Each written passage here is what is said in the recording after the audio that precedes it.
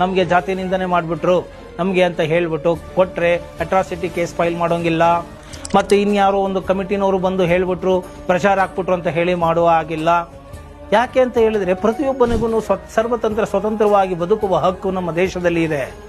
ಯಾವುದೋ ಒಂದು ಜಾತಿಯವರ ಮೇಲೆ ದಬ್ಬಾಳಿಕೆ ಆಗಬಾರದು ಅಂತ ಹೇಳಿ ಮಾಡಿದಂತಹ ಕಾನೂನನ್ನ ಇಟ್ಟುಕೊಂಡು ಉಳಿದ ಎಲ್ಲ ಜಾತಿಗಳ ಮೇಲೆ ಸವಾರಿ ಮಾಡುವುದು ಮತ್ತೆ ದೌರ್ಜನ್ಯ ಮಾಡುವುದು ತಪ್ಪಾಗುತ್ತೆ.